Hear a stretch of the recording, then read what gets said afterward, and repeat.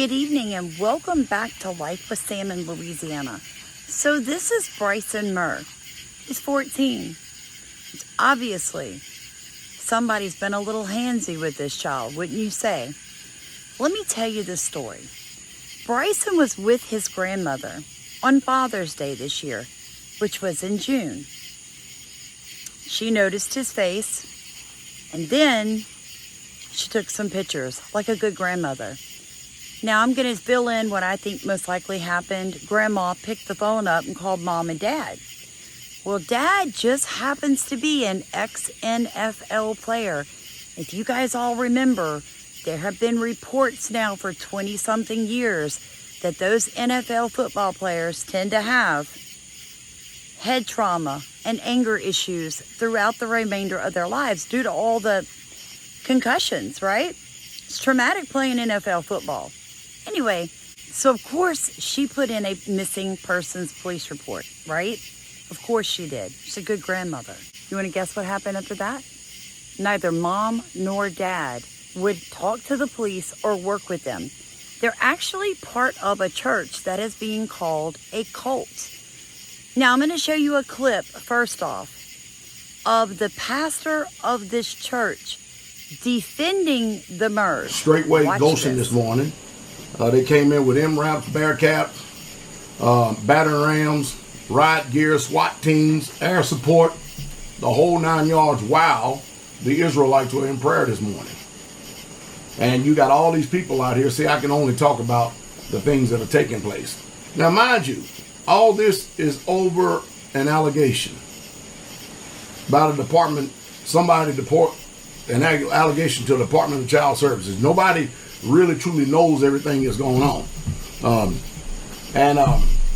So kind of like the way that the law enforcement and all of them say we're not at liberty to speak on certain things because we're just simply not there concerning what's going on. So apparently they got Pastor Muir and Sister Muir and Bryson. Everybody asking, where's Bryson?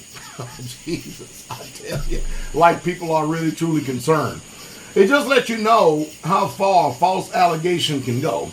But the blowback from a false allegation probably ain't going to be too good, especially when you have the backing of the ministry behind you. Because, see, right now, all this seems to be at the forefront, and everybody seems to be pointing fingers and laughing and jeering and all those stuff. But you better believe the Straightway is not going to be taking any of this lying down. We coming. You better believe we coming. We coming, and we're going to see how funny everything is. So let me go out on a limb here and just go ahead and tell you what type of person this is.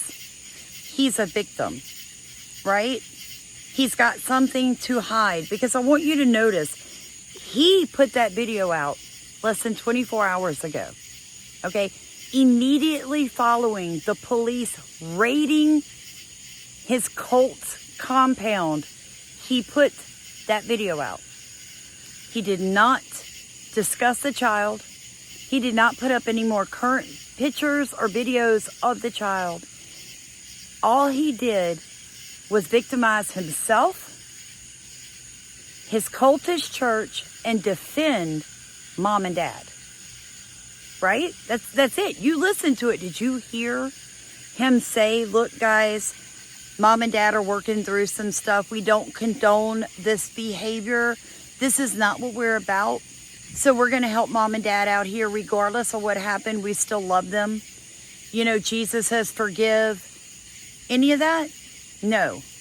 That was a pastor, right?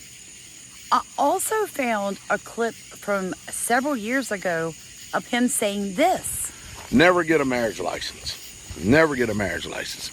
Now, it's totally up to you. It's your prerogative. It's your choice if you want to get a marriage license. I mean, after all, anytime the government gives you license or grants you privileges for something that's already a right for you to do in the first place, they've got perks. They got benefits for it. You get to claim them as dependents. But I will tell you that the marriage contract has been one of the most expensive contracts that lawyers and court systems has used So this is against the supposed man. to be a godly man, right? I'm going to go ahead out and go on a limb and tell you that this man doesn't think you need a marriage certificate. One, because I'm hearing rumors that he believes in polygamy, more than one wife. The pictures I've seen of his wife, she's in the back seat behind him, quiet, with her head covered, right? You know what I'm talking about. You know those kinds of wives. He's talking about not getting a marriage certificate because the court system might go after the dad. You know, if you get divorced. Ladies, listen to me now. Men too.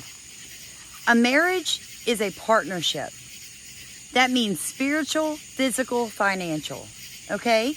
That marriage license protects both of you folks. Not to mention, the Bible says, get married rather than burn in hell. All right? It also says, follow the laws of your land. So here's a man encouraging young men not to get married in case, you know, you get divorced. You don't want to get stuck with child support.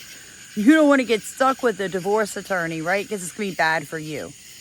So right off the bat, after watching that from several years ago, and then hearing him defend the Muirs without ever talking about the obvious abuse that happened here. So we're going to keep following the story because we want to know what happened to the child.